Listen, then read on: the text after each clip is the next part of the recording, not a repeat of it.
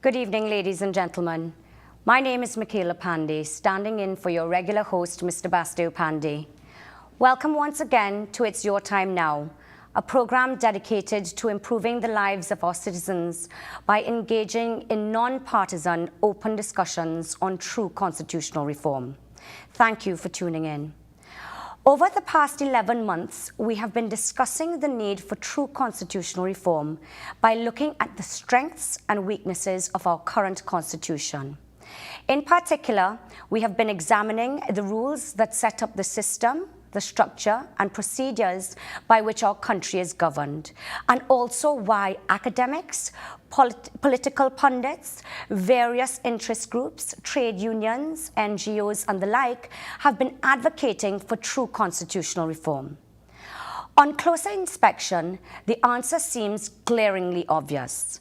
Under our current constitution, the most serious problem we face is the absence of any mechanism for monitoring and controlling the government of the day once they are elected into office. Because under our current system of governance, it is the government of the day that controls the same parliament that is supposed to monitor its activities on behalf of the people.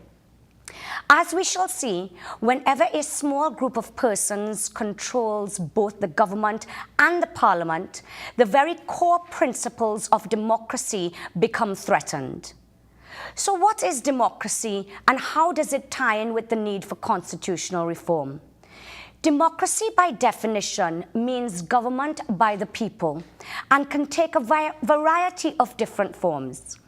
In Trinidad and Tobago, as mentioned previously, we have what is known as a parliamentary democracy, a type of representative democracy where people are supposed to have their say through their parliamentary representatives. Based on that definition, it does not appear that we here in Trinidad and Tobago can, in practice, truly call ourselves a functioning representative democracy. The reason being, in reality, history has shown that there is a reluctance of parliamentary representatives to consult with their constituents before making decisions that affect them or to have a clear idea about the views of their constituents on a particular issue once elected. So if Vox Populi, Vox Dei, the voice of the people is the voice of God, why is no one listening? The reason is, instead of our constitution ensuring parliamentary democracy, it can give rise to what has been described as an elected dictatorship, also known as executive dominance, where the government, once elected, is able to behave like a dictator because of the weaknesses of parliament, which, as we have previously discussed, is a result of the government of the day having the majority of MPs in the House of Representatives because of the first-past-the-post electoral system. When citizens exercise their vote in a general election, their representatives have no obligations by law and little incentives to base their decisions on the wishes of their electorate, and so sadly hardly ever bother to consult them on their stands on various issues, therefore allowing the government of the day to act in a dictatorial manner between the elections. But this is not the way it should be, as politicians should be the humble servants, the people's humble servants, not the all-powerful masters, with the basic principle being that the people must be in control of the government and not the other way around, because it is the government of the day that must at all times be accountable to its citizens. In a democracy, the principle of accountability holds that representatives are responsible to the citizenry for their decisions and actions. Transparency requires that decisions and actions of those in government are open to public scrutiny and that the public has a right to access such information. Both concepts are central to the very idea of democratic governance. Without accountability, transparency, democracy is impossible. in their absence, elections and the notion of the will of the people have no meaning, and the government has the potential to become arbitrary and self-serving. A most recent example is the government's decision to go to the Parliament yesterday seeking an additional $3.8 billion increase to its $6.4 billion 2014 budget, the largest in our country's history, with the simple explanation it needs, and I quote, to find urgent and critical recurrent and capital expenditure to September 30th, 2014 in areas where insufficient or no allocation was provided. So without consultation or any explanation to the citizenry, just as had been done under the last PNM administration, much to the uproar of the then UNC opposition, this government went to the Parliament yesterday seeking additional taxpayers' money in the sums of, and I quote, $3.28 million to meet expenses for the controversial life sport program, even though the audit into this fund has not yet been completed. $8 million for the Ministry of the Attorney General to meet outstanding legal fees, as well as costs incurred by the appointment of an independent committee to investigate and review the circumstances surrounding the death of the baby of Kellyanne Cottle. $12 million to meet the arrears of salaries and allowances of parliamentarians. An additional $34 million for the Ministry of Food Production to meet the cost of maintenance and repairs to agricultural access roads. Which agricultural roads exactly?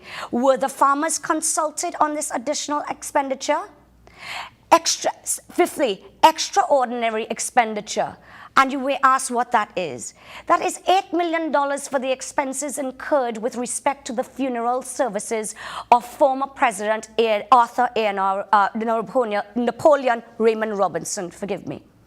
$78,962,000 for the acquisition of a digital public safety communication system for the police.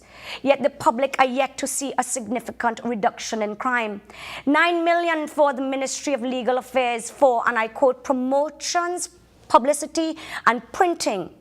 The sum would be utilized to liquidate the expenses incurred as a result of additional media campaigns. Media campaigns to benefit who exactly? $14.8 million for the Ministry of Food Production for the administrative and operational expenses of the Pradial Larceny Squad. An additional $5 million for the Office of the Attorney General for contract employment. $16 million for NGOs from the Ministry of the People and Social Development. Which NGOs, non-profit organizations, are these exactly? Non-governmental organizations, they say non-profit organizations. $18 million for the Broadwalk Phase 2 project in Chagaramas. $75 million for the Ministry of Works and Infrastructure to make payments to contractors for works completed. Was this not in the budget within the $61.4 billion 2014 budget? $59 million for the Ministry of the Environment and Water Resources to make personal expenditure. Yet this ministry, according to the Auditor General, as we spoke of last week, the Auditor General's report, failed to provide documents to support three payments totaling $266 million, $569,000, and was not transparent with the documents or answers to questions asked by the Auditor General. A further $95 million for the same Ministry of Environment and Water Resources. $20 million, they say, to meet the costs associated with the proposed national cleanup campaign, and $75 million to meet the cost of flood mitigation. $32 million for the Ministry of National Diversity and Social Integration for the expenses of national days and festivals, which include Indian Arrival Day, Eid ul-Fitr, Nelson Mandela Emancipation Day, Independence Day, Republic Day, and the list goes on. So what does the government of the day returning to the Parliament to ask for $3.8 billion more of taxpayers' money have to do with constitutional reform?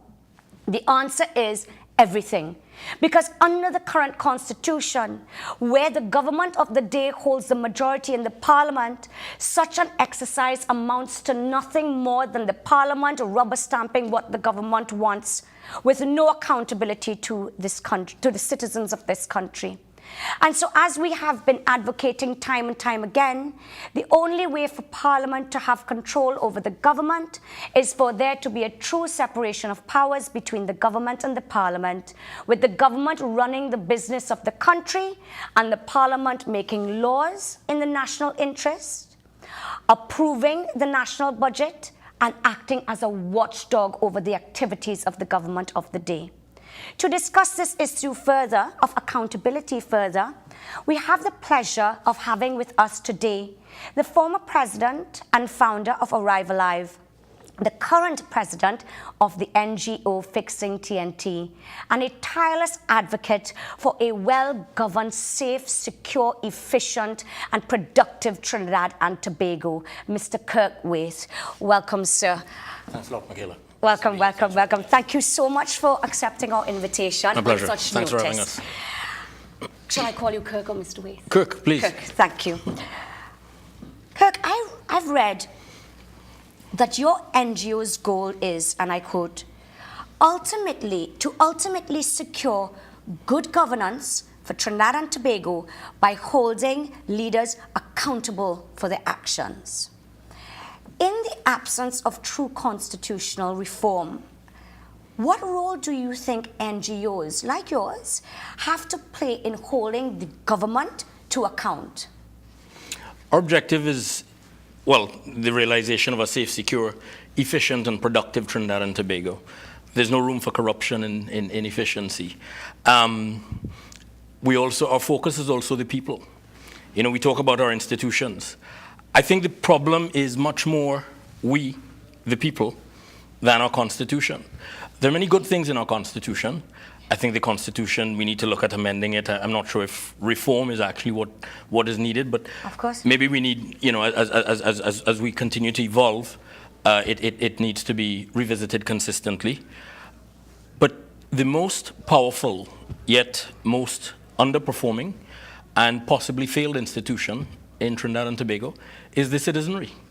I mean, I just listened to what you talked about, and it's insane, and not unique to this government. And not, of course, right? And we do always clarify that. Yeah, it is not unique to this government. It is has consistently occurred government after government. But it has consistently been the fault of the people.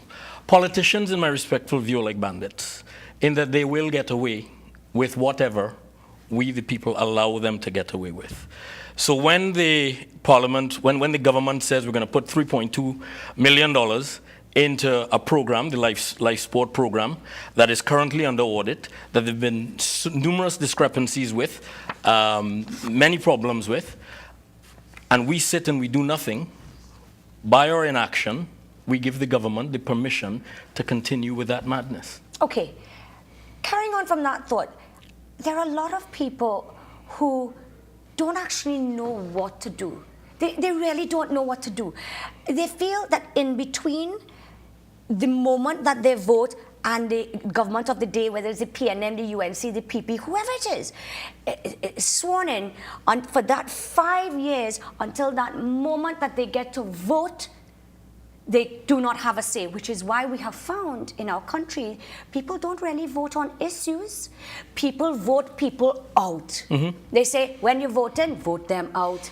And is that based on helplessness? Is that based on the feeling of helplessness, not knowing perhaps what they could do? Are they supposed to march? What can NGOs do? You have a wonderful NGO. Tell me what they can do. I think it's based on a combination of the feeling of helplessness. I think it's also based on greed. You look at many in our business community, many of the other NGOs where issues that you would expect them to take strong positions on, they don't, because there are people on the boards that have this to protect and that to protect. There are very few of us who unconditionally put country first. And we need to get to that space. Again, I go back to the people. What can we do? Yes, if we need to march every day, then we should. There are many ways that we can gather in public spaces within the confines of the law, like we do at the Parliament before the lower house sitting, usually on Fridays. There are many things that people can do, many public spaces that we can occupy consistently and persistently. But the key is to be consistent. In Trinidad and Tobago, so we had our Section 34 march, then we had this march on the 23rd, and then there's nothing in between. Democracy is not, Maurice Bishop said it, it's not going into a ballot box once every 5 years and putting an X next to a candidate's name. A lot of people feel like that. And just saying to you, if we have a parliament, Kirk, that in that parliament, that is, whether you vote for the PNM or you vote for the COP or the UNC or the MSJ, or whoever it is, you put them into the parliament, and their job is under the constitution to hold the government of the day accountable. That never happens because the government, via the same first past the post system, always has the majority, so they're rubber stamping. When people see this happening, they feel helpless, because when people call, remember, the society is lacking true, strong leaders. You are few and far between, may I say so, which is one of the reasons that it was so important for me to have you here today. Few and far between people who are able to be brave and to stand up and say, listen, okay, whether we need to change the constitution, amend the constitution, there seems to be no political will to do that. Until that moment, we are lacking leaders in the society to tell people, come on, get up, let's do it. Or you think people are just so frustrated that they've given up all hope? Again, I think it's a combination, but I think there's the fear of reprisal that I think is a major motivator of the inaction that we experience.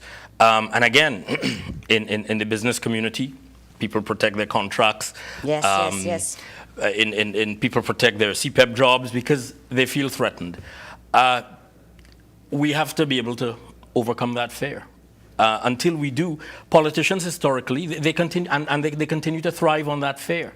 Yes. So they know that, a couple of active politicians told me that, Kirk, in the parliament, we look at our watches and we look at the calendar, because we all understand that this too shall pass. That's why we've become known as a 9-day wonder. One of the things that we continue to do with Fixin TNT, just like we did with Arrive Alive, we stay on issues, even when they're no longer sexy. We just stay on them and stay on them and stay on. So we're still on Jack Warner, giving back to Trinidad and Tobago a lot of the money that I will say without fear of contradiction was stolen from the taxpayers of Trinidad and Tobago. That LOC Germany 2006 bank account that nobody has access, where he was practically the sole signatory. And yet still, this person is allowed to have an influential voice in Trinidad and Tobago. Because it comes back to this same document does not provide. But who has to change that? Who has to change that? The legislators have to change that. Yes, okay, people have to call for it. Not call for it. Demand it. Not demand it. Tell me. The people have to insist on it. Insist on it. Because implicit in insist is accepting nothing less. We usually ask the question, which is more important? What we demand, and I'm asking you, which is more important, what we demand or what we choose to accept? What we demand. I will respectfully beg to differ. What we demand. Because we demand the world, we end up with a continent, and we're satisfied. We've been demanding proper health care for a long time. We still don't have it. We've been demanding proper education. Keep demanding it. No. Until we choose until we decide to accept nothing less. Exactly. Until we decide to accept nothing less, we will continue to be. We will continue to just be the doormat of the politicians. You were talking about Jack Warner. And I know you had raised that issue and made numerous press statements. You've also, through my research and reading your press statements and your group's press statements, there have been a number of controversies surrounding the Attorney General. And I know that you have consistently said, your group has said, because of these controversies, we are calling for his resignation and or the Prime Minister to fire him. No, we've never called for his resignation. We've always insisted that the Prime Minister remove him. We're not interested in any conversation with Anand Ramlogan. Okay, so tell me... The Prime Minister has a responsibility to the country to dismiss Anand Ramlogan. But the Prime Minister, under this document, doesn't. I wanted to bring this up to you because I know you would have enjoyed this quite a lot. The Constitution does actually contain sections dealing with disqualification of senators and members of Parliament. Section 42 for senators, 48, 49 for members of Parliament. But quite interestingly, it really says if you're not a citizen, if you're bankrupt, if you're mentally ill, if you're sentenced to the death penalty. But there's nothing in the Constitution that speaks to misbehavior or misconduct in public life. Do you think? Well, sorry. Yeah. It's a constitution that's drafted by legislators and a long time ago. And legislators and people actively involved in the politics, whether they were parliamentarians or not, actively involved in the politics.